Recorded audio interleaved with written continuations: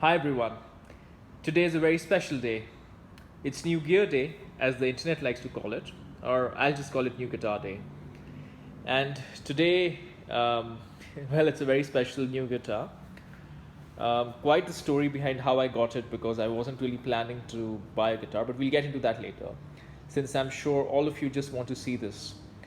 Okay, so this is so let's talk about the case first. It's a fairly standard Gibson black hard case. Ignore all this checking. I just got it on a flight, and they insisted on putting the fragile stickers on it, even though it went in the. Luckily, I mean, very nicely they agreed to let me carry it in the cabin. Anyways, without further ado, let's hear those nice clicks we love. I love the sound of the Gibson Les Paul case click. 1, 2, 3, 4, and finally one at the back. All right, are we ready for it? Oh, by the way, I've already opened this guitar, so I've already played it. So it's not really an unboxing, but still today's the day I got it. And there it is. 1 second. Maybe I'll just move this behind. Yeah, there we go. That is one very good looking guitar. So, as you've already seen from the title of the video, this is the limited edition Gibson Nashville Black Beauty. This is not a Gibson custom shop. It looks like a Les Paul custom because you have the split diamond, the logo. You have the binding in front, you have the binding on the body, as well as the 3 pickups, which, of course, the Black Beauty from the 50s is famous for.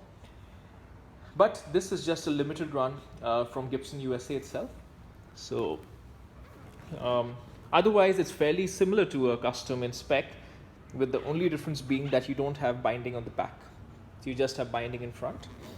Neck is also fairly similar. This is what Gibson calls a rounded profile. And then, just like a custom, it's unchambered. Yep, it's one pretty good looking guitar. So I'm just gonna place it on the stand so we can take a better look. All right, there we go. Panning down.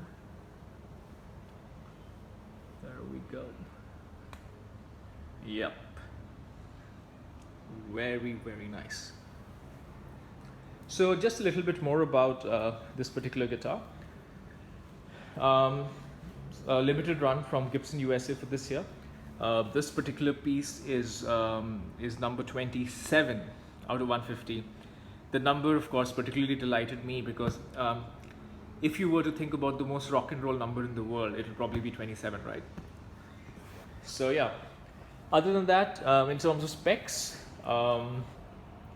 mahogany body with a maple cap, not a full mahogany with no maple cap as some old customs used to be. It also has Richlight fretboard. I have a separate video on what I think about Richlight versus Ebony, but suffice to say, I love Richlight as well. No problems there. And now we come to the key part about this guitar: 3 pickups. Unlike the typical Les Paul custom, which are all gold and covered, these are uncovered pickups. But these do have the mixed hybrid screws with gold, then silver, gold, silver, and then silver, gold, which in the flesh looks really nice.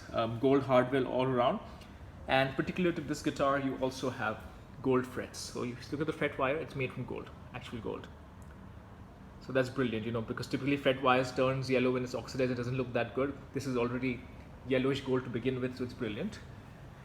Overall, very high fit and finish. Doing Gibson USA proud, I would say. I love these locking tuners. I think this is probably the best looking locking tuners I've seen. I like the vintage looking Gibson tuners, but they're not locking, and we know all about the Les Paul's tuning issues. So yeah, so now before I'll show you some sounds of the guitar, let me tell you a little bit about how and why I got this guitar. So I just, for those of you who follow my channel, as you know, I just gotten 2 fairly expensive guitars in the last 3 months or so. McCarty 594 single cut, as well as a Gibson custom shop Firebird. So I was really not looking for a new guitar. However, what happened is I just woke up literally last Sunday, and then I don't know what I was doing, but instead of doing my usual stuff, I was just browsing, and for some reason I opened the Andertons website, which was not a great idea, and I found out that Andertons was having their summer clearance sale. All right, so I just kind of started browsing through, and then this appeared at a price that was just ridiculous because this was B stock. Why was this B stock, you ask? Well, let me show you. So this guitar, if I show you from the back, has a swirly mark on it. Can you see it? Can you see it? Yes, it's there. Don't worry, it's actually there. It's just difficult to spot. It's a big swirly mark. I'll put a picture of how Anderton, credit to them, they're very honest and they're very, very trustworthy how they showed it on the website. So I thought about it for a second. Then I looked at the price.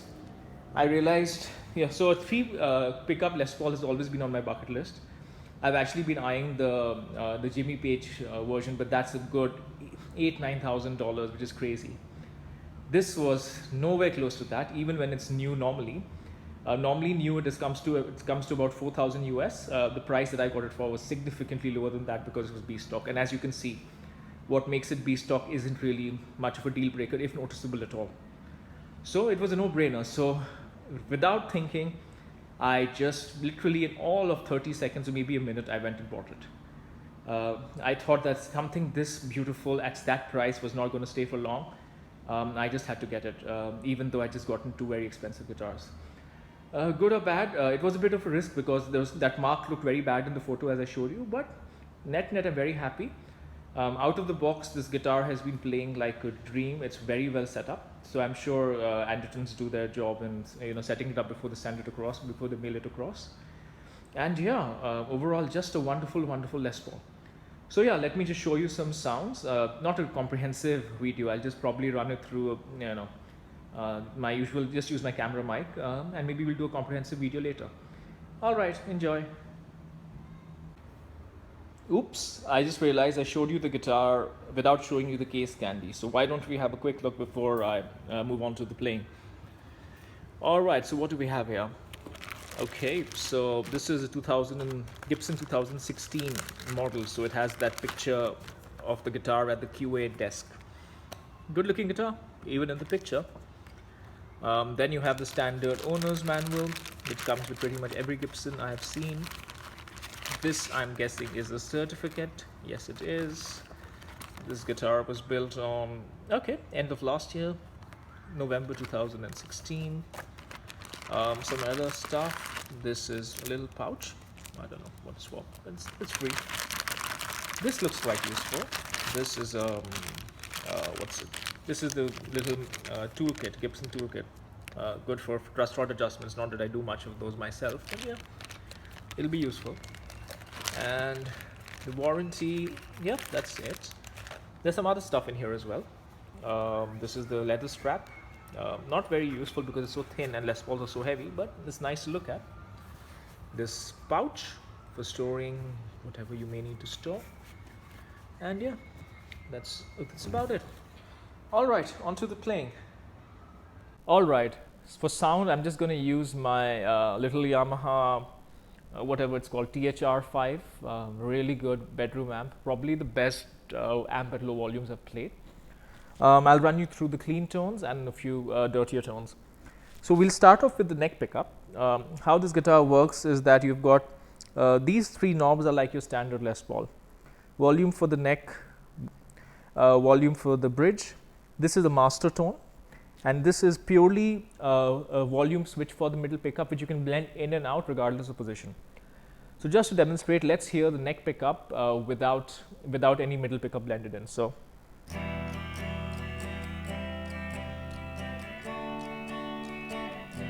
Not bad. Let's put in about half of middle pickup.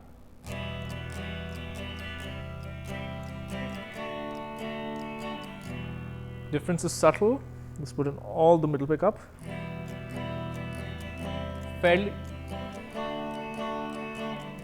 So a fairly big difference versus just having the neck. So here, neck and middle together.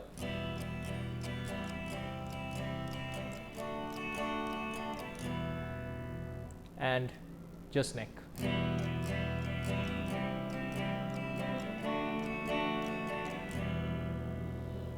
All right.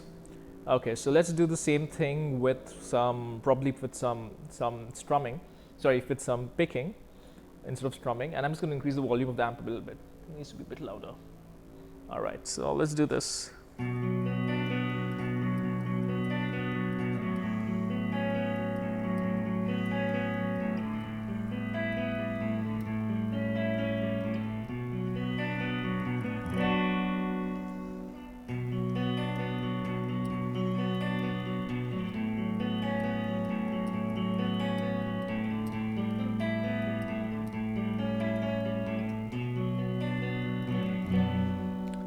Listening to it now, it sounds to me like they are out of phase. It becomes definitely a thinner, more quackier sound, which is good, which suits me well, because I like having that option to give a thinner sound to the Les Paul. So that was enough about the neck. Let's move to the bridge. Same thing. I'm going to switch off the middle pickup to begin with. So.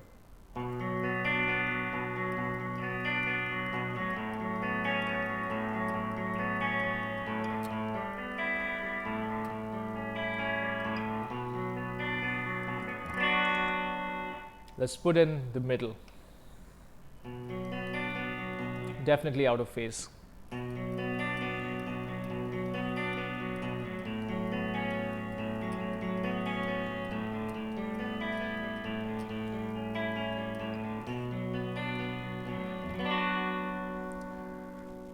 All right, that's it for the clean sound. So let's hear, again, I'm going to do the dirty sounds, just pure neck. Pure neck and pure bridge, and then I'll blend the middle one in later. Let's start off with pure bridge, and yeah, let's do something a little bit heavier.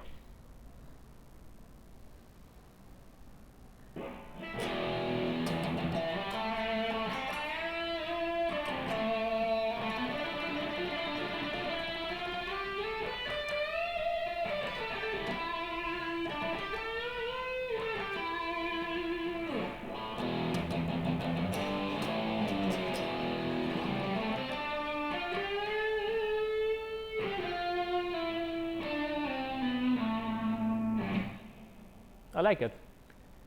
Pure neck. Let's see how sweet it can get.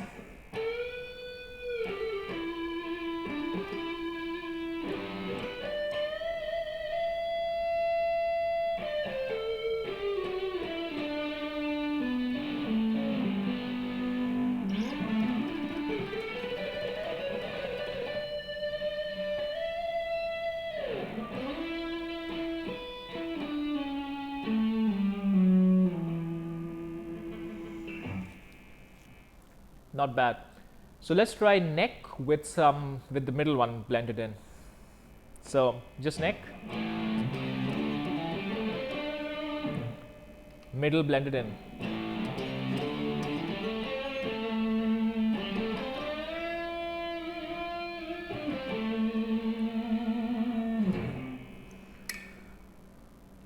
Pure bridge.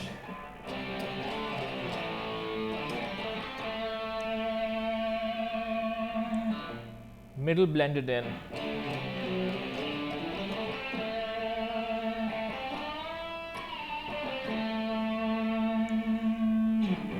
All right, that should give you a good flavor. I shall have a more comprehensive review once I've had some time with this guitar to help me appreciate its good and bad points, and yeah, and once I have a bit more time. Till next time.